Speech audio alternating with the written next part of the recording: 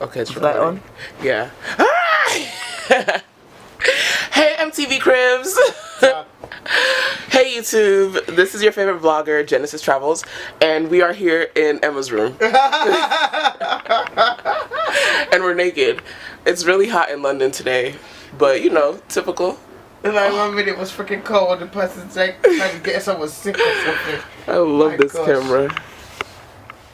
So, what is chronic pain syndrome and fibromyalgia?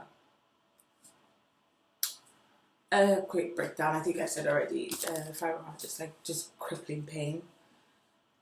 It basically means that there's a lot of things that I can't do for myself, do my hair, like I used to.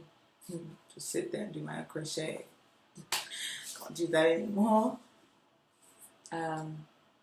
It means due to the dizziness and the spasms that I get, most of the spasms, I can't drive for now. It means I need help from people to basically survive.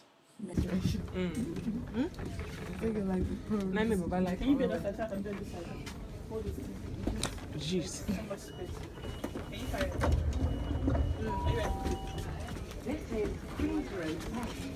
Anyways, although a lot of the times, okay, there's a freaking fly. Why do you like to?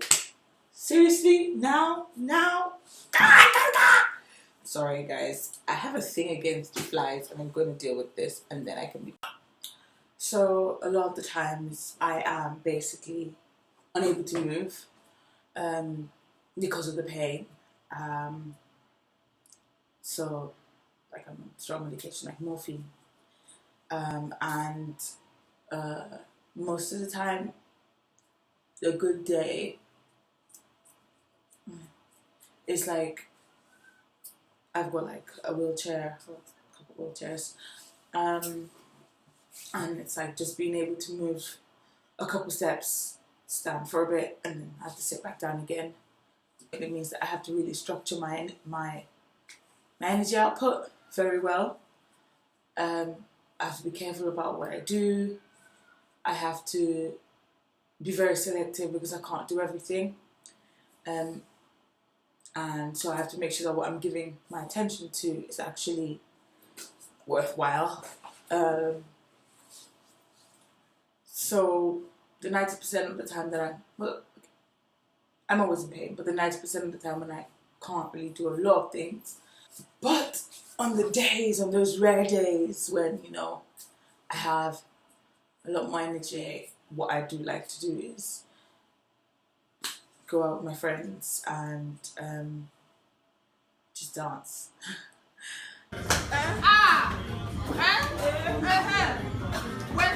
Okay, the camera has to go down, and you gotta come up. Go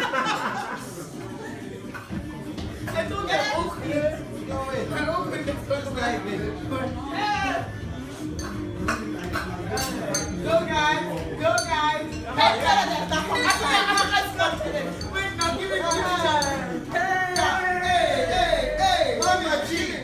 Dance is my soul, and you know, it's everything else just cleared. Ooh, really African of me. Just had to slap something to get across my points. Yeah. So what that's like for me now, it's like very different from what it was before going dancing. It involves a lot of breaks, a lot of sit down, but I'm grateful to be able to have a moment to just be like, hey, because I've known, and I was just dancing in my head. Like, it's just completely bedbound and just dancing in my head. So I'm grateful to be able to want to step, sit down, and want to step and sit down again. That is a blessing. Yeah. It's a funny world, really. really is. I'm trying to really explain it. I think if people know about chronic fatigue, it's chronic fatigue on steroids, I suppose, because there's a lot of pain. Sorry, it's like an insect and it's really irritating. Anyway, what this means is that my video production probably would be like one video every two weeks or so, by God's grace, because there obviously has to be editing that goes into it and stuff. So what I just do is a lot of times my family, my friends come to me because I don't really get out much. So yeah, they come to me and we jam. Really. Samurai Jack. Ain't it? Because that's the right one, not Samurai Jack. I don't know about the Chinese Samurai Jack you're watching. Exactly. Like, the man is It's always quite a thing trying to explain to people my condition because it's a rare disease. Yeah, that's the first part of it. So the doctors don't really understand it themselves either. So it's something that more knowledge is being put out there about. So, you know, alternating now from wheelchair to crutches to being able to walk a little bit in a restricted space is kind of my life. But I'm push. Also, a part of the illness is that I get infections quite easily, which is also another factor of being anemic. I remember, like, in the hospital, myself, the doctor trying to figure out what was wrong with me. First there was MS, and I was just a whole world of just constant tests to the point where I became like claustrophobic about MRI machines. I hated being in them. I started to have panic attacks from the amount of times I was in them, and just, yeah, it was a lot. But I don't know, I didn't understand why I ended up developing that, because it wasn't like it was something that I had a minute fear of, like, okay, being closed in, but for some reason it just became more in that period, maybe due to just, there's something psychological in it. I will figure that part later. Yeah, my friends like to jokingly say that, like, I'm a walking pharmacy. I could open my own pharmacy. I already said a major part of it is just not being able to move most of the time and experiencing pain with movement. So, like, I have the wheelchair that I use inside the house, and I have the wheelchair that I have outside. I guess other parts about fibromyalgia, it's just this, I think that the negatives is just the sides of explaining to people. It's like there'd be like a 1 minute I can be unable to move, and the next minute they see me like I'm using crutches. Or like in a small space, and then start walking a little bit. You know what?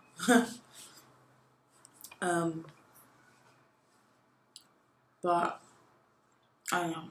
I would say maybe the best way to, seeing as it's a rare condition and not a lot of people know about or understand, I always think chronic fatigue and MS,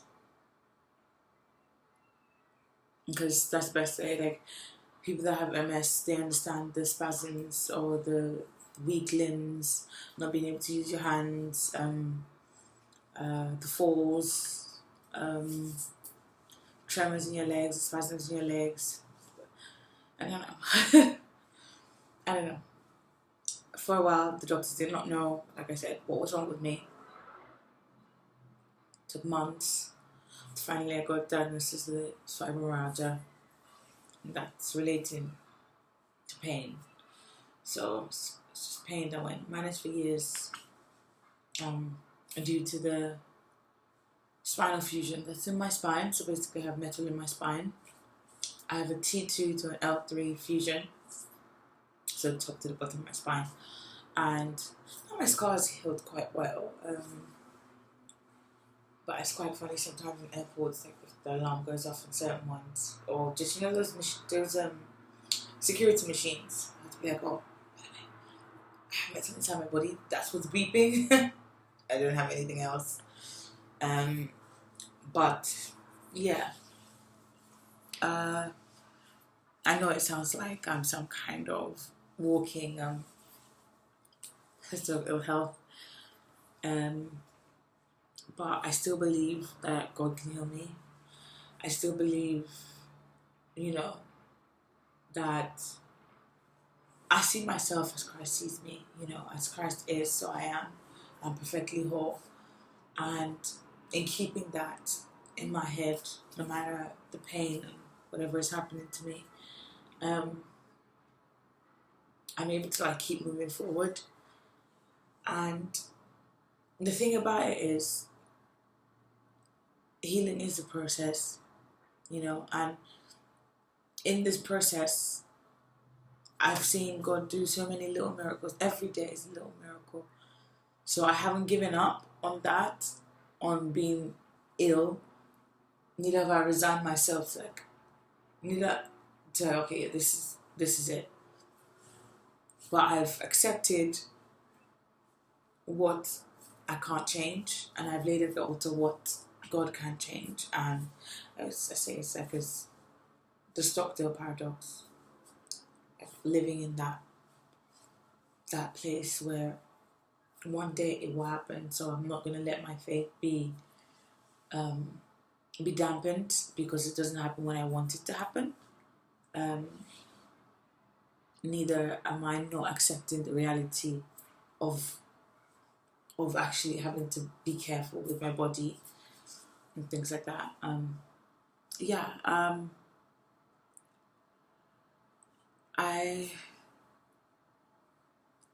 don't know, I think they're trying to keep me on track. Because part of I feel like I'm going into a diz at the moment. That's when I basically, everything starts spinning. I lose consciousness. I feel like now I'm just selling it out there and someone's going to come and haunt me and be like, oh, see, that's an insecurity talking. That's the vulnerability of knowing that you're exposed. But nevertheless, not my will but his will. I'm just going to continue to be my authentic self, and what he wants to do, he will do. And as I move, he will give me the strength to continue. I feel like that was weirdly angled. On this journey of healing, I see God literally healing my soul, healing my spirit as he heals my body. And I will talk about it all in my Miracle of Me. It's 12 years. Well, now more than 12 because now I turned 25. But since I was 12, there hasn't been a day that I've not been in pain. And that can take its toll.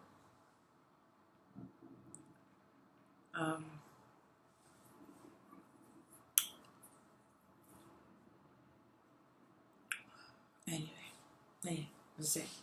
As I go on this journey to love like God does, and to be like him, and to continue to be vulnerable and authentic,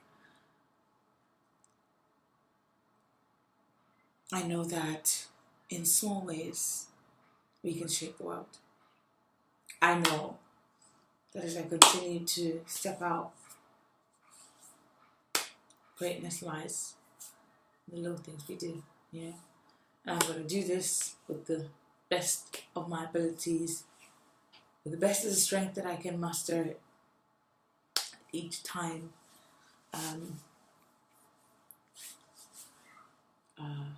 yeah, I don't know if that was a good explanation as to what fibromyalgia and chronic pain is, but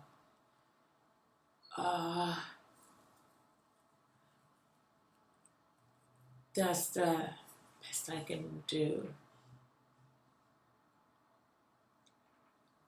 Yeah, I mean, just the best bit, I'll just give you a picture. Imagine you're being weighed down and held down and you can't move. And everything inside of you is screaming. It's trying to push you up, but you can't move. That image. Put yourself there, then you can kind of understand what the rest of it is like. Yeah, and then just the muscle weaknesses. I think that, for example, I could reach to grab something and my hands would just shake, thing falls down. I'm known for skills. Like,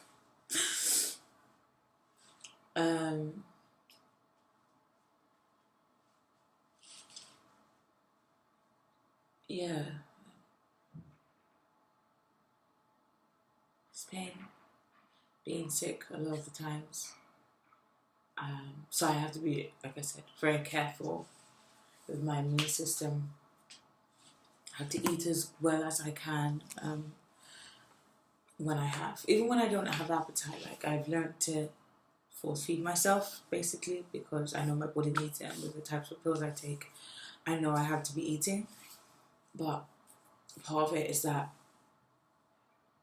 a lot of times I don't have appetite. And that one was quite a painful one because I'm a foodie. And I never used to understand before why I would just always lose my appetite. It just didn't really make sense.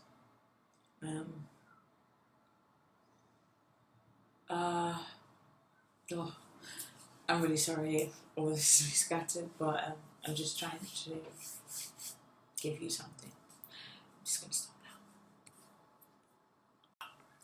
now. So as the main issue relates to my spine, and your spine pretty much controls everything, I mean, related to your brain and stuff. So I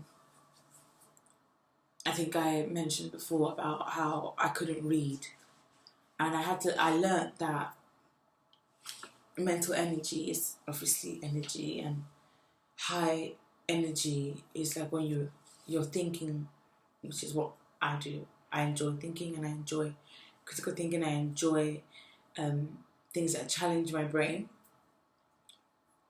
And then I found that I couldn't do that anymore. My head it was just too much to do.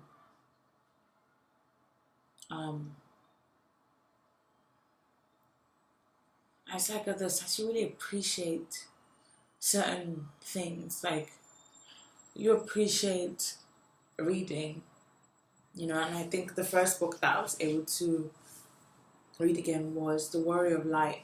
It was quite simple, obviously, you don't know, but the way it's done, how it's written is, you know, simple layout, not a lot of words in the page, and I read that through in the hospital, the period I was there. So basically I went from being someone that could finish a book in like 2 days to struggling to finish one line. And that was a tough, tough part. And now, as I've like stabilized a bit more, my reading abilities are coming back, and I'm grateful to God for it all. And I've learned with the help of my OTs and my, you know, to kind of know that I still have to pace myself if I push my brain too much, if I push too much, it just doesn't compute, because it's using energy. And you don't realize these things about how your thinking drains you. You know, like you actually get drained by what you think. And when you're thinking things like are deep, well, like sometimes also worry as well. All those things just drains you. So I had to learn sort of things like green activities, which is when I just lay and it's not when I'm asleep, it's when I'm just kind of listening to music, listening to something that just washes over my soul and just rehabilitates me. Red activities are things like moving, maybe reach for something or any form of movement that's beyond sitting up. And then, like I already said, like watching something that actually makes me think, which is what I actually enjoy doing. And I love psychological dramas, I love psychological anime, I love, I just like things that put your brain to work, essentially. And then yellow is like when you're basically just watching mind-numbing things, like things that really don't have to think a lot about to watch. So, or yellow things is like sitting up. Like, for example, what I'm doing right now, I'm in one spot, and I'm sitting up. So this is a yellow and a red activity because I'm having to think quite a bit. And also I'm combating an amount of pain from the spasms as well. So, but yeah, I'll get you familiarized with a couple of things if I do them. When I say fudge, a lot of times I'll say fudge freaking sticks when I'm in pain. Yes, I say fudge. I will say things like thank you, Lord Jesus, because I just learned that it's better to praise than to complain. You know, strength comes from praise. Yeah. So, what else did I do? Wow. Yeah.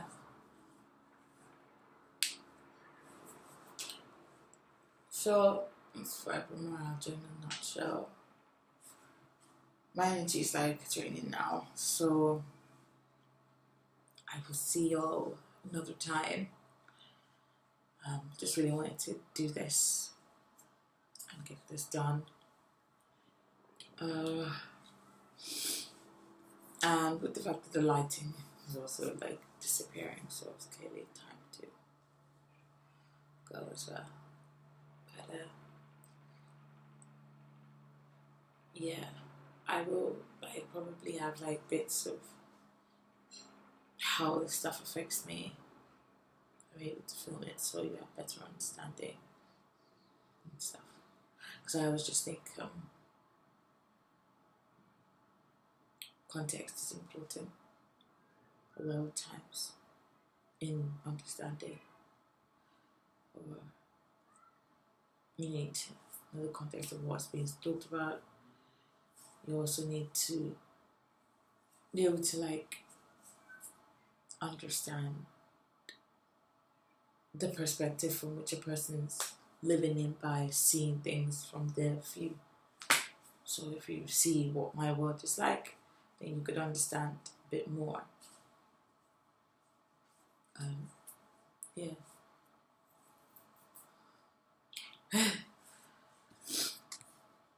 So I was saying, yeah, just go dancing. Although, what that's like for me now, okay, maybe here is better. Then it becomes not better.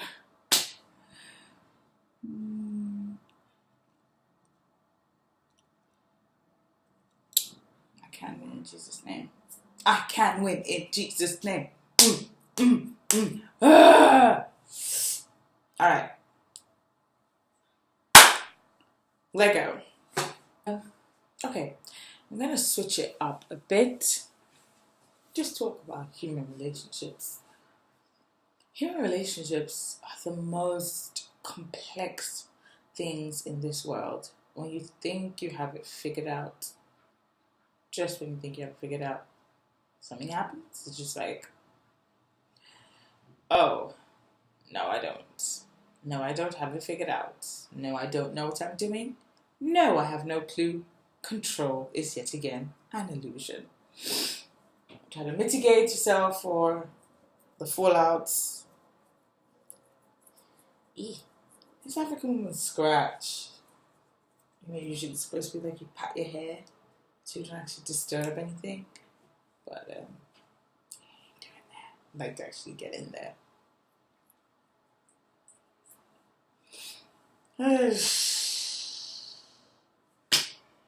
Oh yeah. Alright.